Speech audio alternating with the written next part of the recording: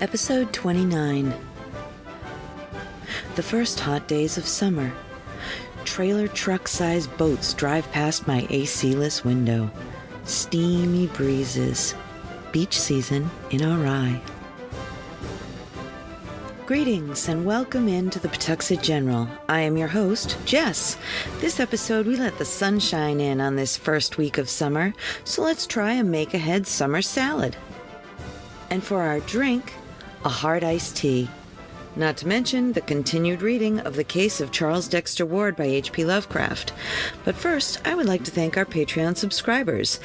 These heavenly bodies align to create the planetary parade that is the Pawtuxet General, without whom we would merely be a shooting star out on our own. So thank you. There is a link in the show notes if you wish to join our galactic allies. We would love to have you, and you will receive extra content of many kinds. But for right now, let's talk about hard iced tea. In 1987, I was lucky enough to stay in a duplex overlooking the Cove in Pawtuxet. Due to strange circumstances, I had the place to myself and the family dog for most of my stay there. My bedroom overlooked the Cove, and I could see all the way to the Newport Bridge. On a clear night, the lights were bright on the horizon. I would open the windows to let in the salted breeze, listen to local jazz stations, and sip iced teas. This would have been perfect, but at night, things would happen that would keep the dog and I up for hours. Not every night, but often. Across the hall from my bedroom was a door to the attic bedroom. It looked like a broom closet door, but on the other side were steep, short steps that went to the attic. Nothing was up there. The door always remained closed. Sometime in the first week there, I noticed my sweet-natured canine pal had her hackles up and was staring at the door. I tried to reassure her, but she wouldn't calm down or move from the spot. I thought perhaps a critter had gotten into the upstairs room, so, armed with a flashlight, I decided to investigate. I slowly climbed the stairs, turning on the overhead lights along the way. I looked into the corners in the empty room upstairs for any gap that an animal could get through. Nothing. It was totally empty, with a fine coating of dust on the floor that showed only my footprints, and the pooch wouldn't follow. So downstairs I went, firmly closing the door behind me. After I had settled into a blissful nighttime view and was dozing, my normally extremely relaxed pal was standing in my door jamb. Living alone, I had left it open, facing out and barking like she was going to tear something to pieces, but she wouldn't budge from the door jamb. But worse, she was looking at the door to the attic. I grabbed the flashlight and once again went upstairs to find nothing. This time I locked the door with a hook. I took my trusty pal back into my room and shut the door. We settled in and were good and relaxed when we both heard it. We both started at the noise. It was the sound of heavy footfalls coming down the stairs and the door shaking on its hook. My sweet dog whined. I put a chair against my bedroom door. A stillness took over the night until dawn, which I was still up for. I found no evidence that anything had happened. This occurred several more times in the time I stayed there, but I never slept with the door open again. When I remember that place, I try to think of sitting in my room, listening to jazz with a dog and sipping hard iced tea. For this drink, you will need 2.5 ounces of whiskey of your choice, 3 ounces of lemonade of your choice, 1 ounce of red rose tea, extra potent, a tall glass, a lemon slice for garnish, a mixer, and ice, lots of it. This is super quick because when it's hot, you want it right now. So, fill both the glass and the mixer with ice, then add the whiskey, the tea cooled to room temperature, and the lemonade. In episode 24, we shared our favorite recipe for lemonade that is perfect in this drink, but any will do. Give it a righteous shake and fill the glass. A slice of lemon on the side makes it special. And chill from the steamy day. And enjoy. During the 1980s, my mom had a no-fail crowd-pleasing salad for a hot day. She took it to so many barbecues, always a hit. And if you omit the bacon and substitute tofu and a finely chopped mushroom, you will get the same feeling, just in a vegan way. Now, this is a long list of ingredients, so hang in there. For this recipe, you will need 1 pound spinach, stemmed and torn into bite-sized pieces, 1 red onion, sliced thin, 1 can water chestnuts, 5 slices crispy bacon, a half a tablespoon Worcestershire sauce, a half a tablespoon soy sauce, 2 tablespoons balsamic vinegar, 2 tablespoons honey, and a large bowl to serve the salad. What she did was to make the dressing in the bowl, then add the rest. So in goes the honey, balsamic, soy sauce, and Worcestershire sauce. Give it a really good whisk until it's incorporated. And then add the drained water chestnuts, red onion, crumbled bacon, and spinach. Then very gently toss. As a make-ahead, the spinach, bacon, onions, and dressing can be made separately and combined at the last minute for a bit of table drama. The crunch of the water chestnuts and bacon complement the spinach with just a hint of sweet. To balance the salt, it's just what the doctor ordered. So, try this yourself and enjoy. I want to tell you about my friend Mike and his electromagnetic pinball museum and restoration arcade. It's an all-inclusive place to relax and share anything related to modern pinball and arcade games. A group of pinball and arcade fans with an addiction to games of all kinds and Lego too. $10 gets you free play on pinball and arcade games all day. You can find them at 881 Main Street, Pawtucket, Rhode Island, or online at www.electromagneticpinballmuseum.com. Now for our continuing House in the Corner series, a reading of the case of Charles Dexter Ward by H.P. Lovecraft. Chapter 5, Section 2.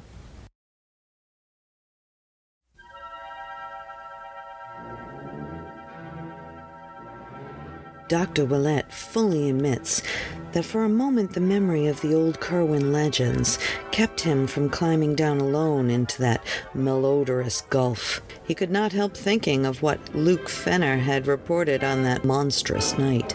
Then duty asserted itself, and he made the plunge, carrying a great valise for the removal of whatever papers might prove of supreme importance. Slowly, as befitted one of his years, he descended the ladder and reached the slimy steps below. This was ancient masonry, his torch told him, and upon the dripping walls he saw the unwholesome moss of centuries. Down ran the steps, not spirally, but in 3 abrupt turns, and with such narrowness that 2 men could have passed only with difficulty. He had counted to about 30 when a sound reached him very faintly, and after that he did not feel disposed to count any more. It was a godless sound, one of those low-keyed, insidious outrages of nature which are not meant to be. To call it a dull wail, a doom-dragged whine, or a hopeless howl of chorused anguish, and stricken flesh without mind, would be to miss its most quintessential loathsomeness and soul-sickening overtones. Was it for this that Ward had seemed to listen on that day he was removed? It was the most shocking thing that Willett had ever heard, and it continued from no determinate point as the doctor reached the bottom of the steps and cast his torchlight around the lofty corridor walls surmounted by cyclopean vaulting and pierced by numberless black archways. The hall in which he stood was perhaps 14 feet high to the middle of the vaulting and 10 or 12 feet broad. Its pavement was of large chipped flagstones, and its walls and roof were of dressed masonry. Its length he could not imagine, for it stretched ahead indefinitely into the blackness. Of the archways, some had doors of the old 6-paneled colonial type, whilst others had none. Overcoming the dread induced by the smell and howling, Willett began to explore these archways one by one, finding beyond them rooms with groined stone ceilings, each of medium size and apparently of bizarre uses. Most of them had fireplaces, the upper courses of whose chimneys would have formed an interesting study in engineering.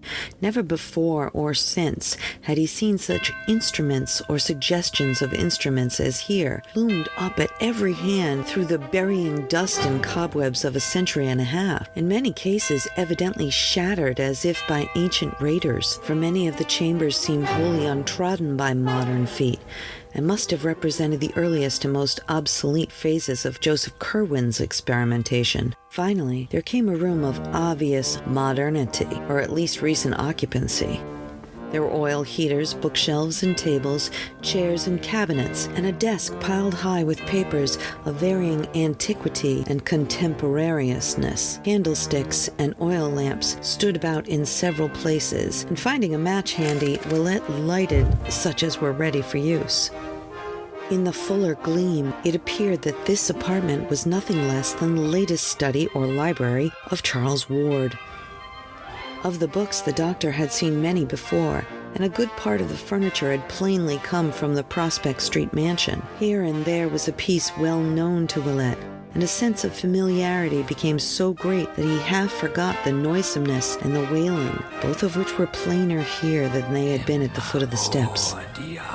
His first duty, as planned long ahead, was to find and seize any papers that might seem of vital importance, especially those portentous documents found by Charles so long ago behind the picture at Olney Court.